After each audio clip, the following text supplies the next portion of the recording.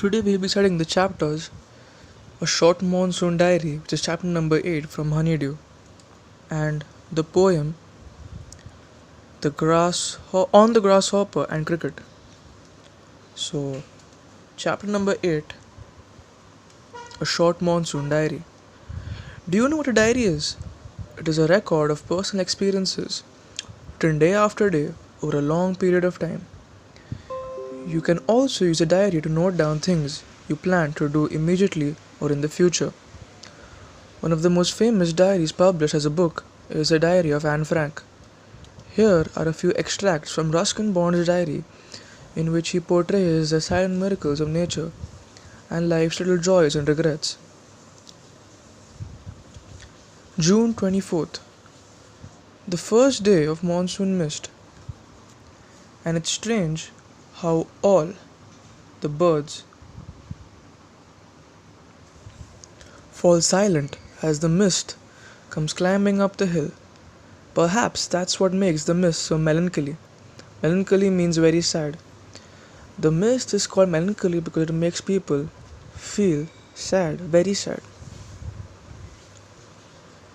Not only does it conceal the hills, it blankets them in silence too. Blankets means covers. And now the forest is deathly still, as though it were midnight. Through the mist, Biju is calling to his sister. I can hear him running about on the hillside, but I cannot see him. June 25th. Some genuine early monsoon rain. Warm and humid. And not that cold high altitude stuff we've been having all year. The plants seem to know it too. And the first cobra really rears its head from the ferns as I walk up to the bank and post office. The mist affords a certain privacy. A schoolboy asked me to describe the hill station and valley in one sentence, and all I could say was, a paradise that might have been. Paradise means heaven. June 27th. The rains have heralded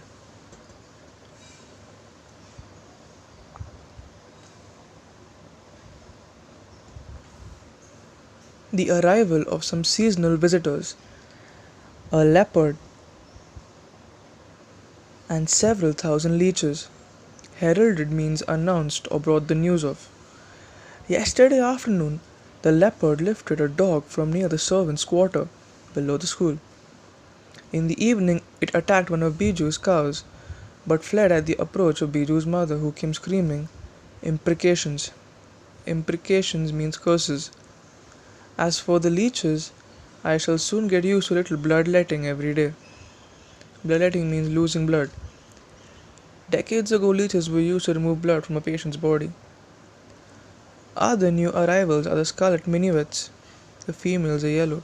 Scarlet minivet is a bright-red bird like a cuckoo, flitting silently among the trees like brilliant jewels. No matter how leafy the trees, these brightly colored birds cannot conceal themselves, although by remaining absolutely silent, they sometimes contrive to go unnoticed. Along come a pair of drongos, unnecessarily aggressive, chasing the minivets away. Drongo is a songbird with a stout bill. A creeper moves rapidly up the trunk of the oak tree, snapping up insects all the way. Now that the rains are here, there is no dearth of food for the insectivorous birds. August 2nd. All night the rain has been drumming on the corrugated tin roof. Drumming means falling noisily. There has been no storm, no thunder, just the steady swish of a tropical downpour.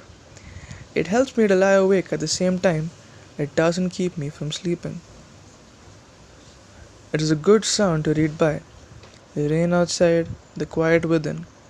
And although tin roofs are given to springing, unaccountable leaks, there is a feeling of being untouched by and yet in touch with the rain. August 3rd. The rain stops.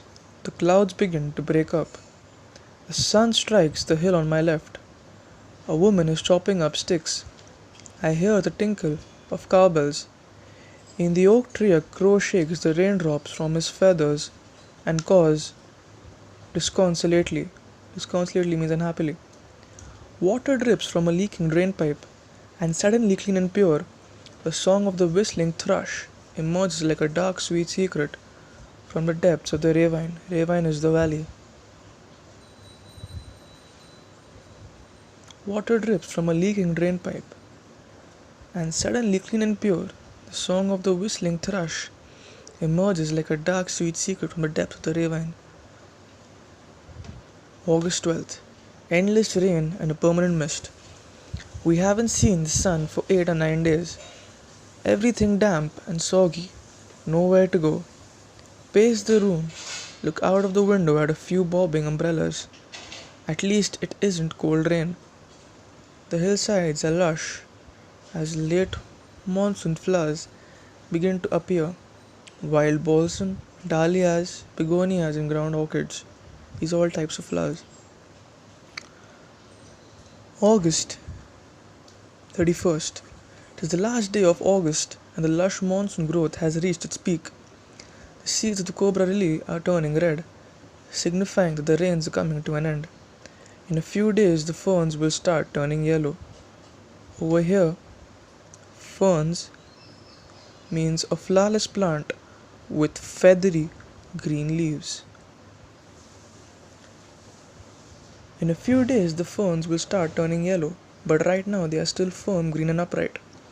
Ground orchids, mauve lady slipper, and the white butterfly orchids put on a fashion display on the grassy slopes of Landour. Wild dahlias, red, yellow, and magenta, rear their heads from the rocky crevices where they have taken hold. Crevices are narrow openings or cracks in rocks or walls.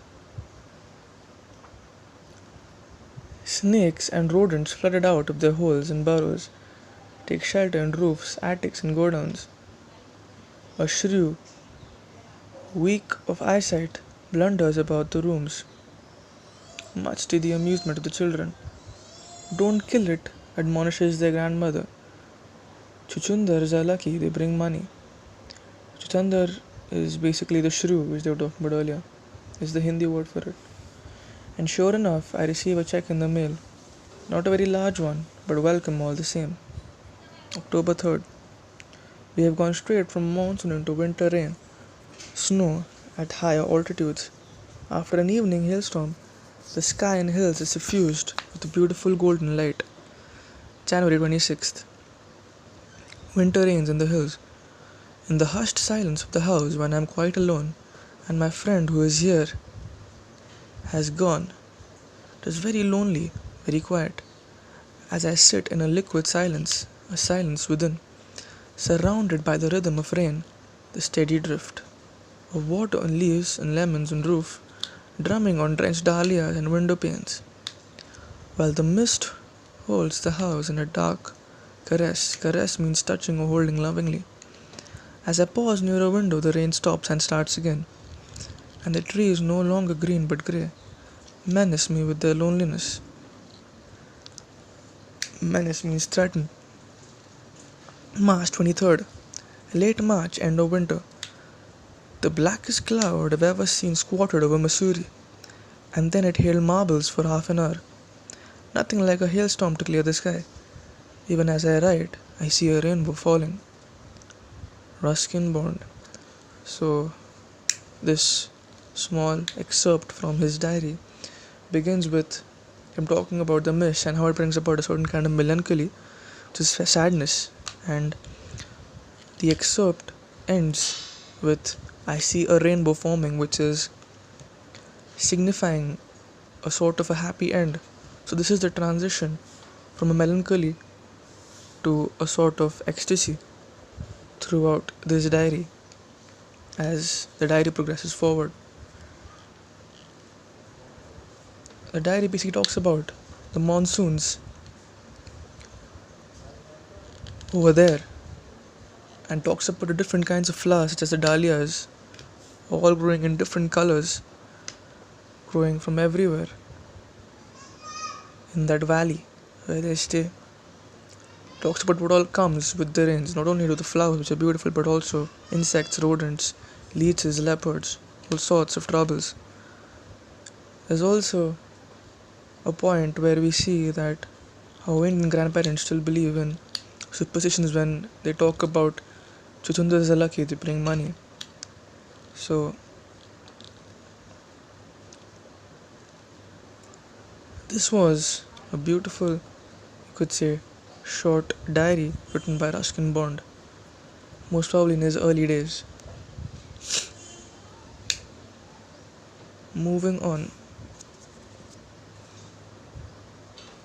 to the poem on the grasshopper and cricket.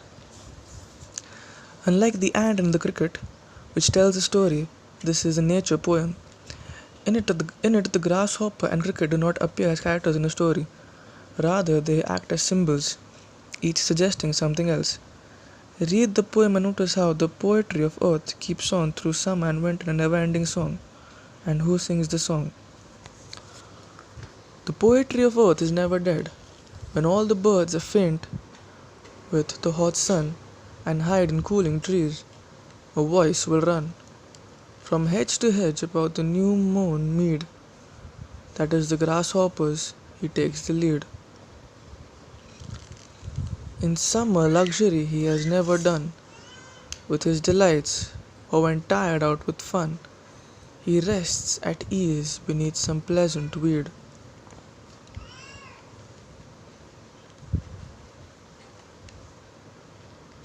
The poetry of earth is ceasing never.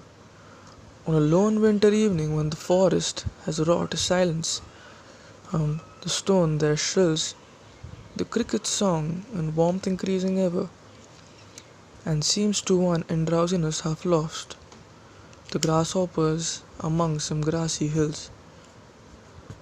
So, as I read earlier, the grasshopper and the cricket, they act as symbols, each testing something else. So, this poem is basically a commentary on the poetry of earth which is never dead. It goes on existing from summer all the way till the winters. The summer when all the birds are faint, when they're all tired by the hot sun, they hide in cooling trees.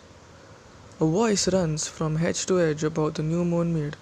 A voice which is the grasshopper's voice can be heard from each branch to branch as the grasshopper takes the lead. In summer luxury he has never done with his delights, or when tired out with fun, he rests at ease beneath some pleasant weed. Whenever he is tired out with the fun during the summer luxury, he rests at ease beneath some pleasant weed. The poetry of earth is ceasing never, it never stops existing. On a lone winter evening when the frost has wrought his silence. A lone winter evening, a very lonely winter evening when the frost has covered the entire land with silence. From the stone there shrills. Shrills means comes through loud and clear.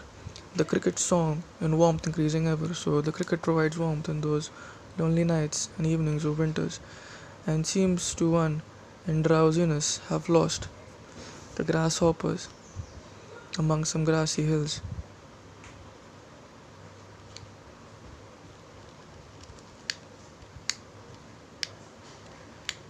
So beautiful poem written by John Keats.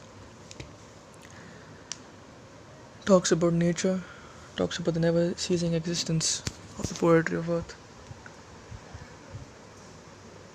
and how the crickets take over during the winters and act as though the grasshoppers are during the summers. They take up the mantle of grasshoppers, as the grasshoppers provide a sort of, you could say, fun and enjoyment during the summers. The crickets provide a sort of warmth during the winters. And as they say, everything exists parallelly for a reason. So this was the poem on the grasshopper and cricket, written by John Keats.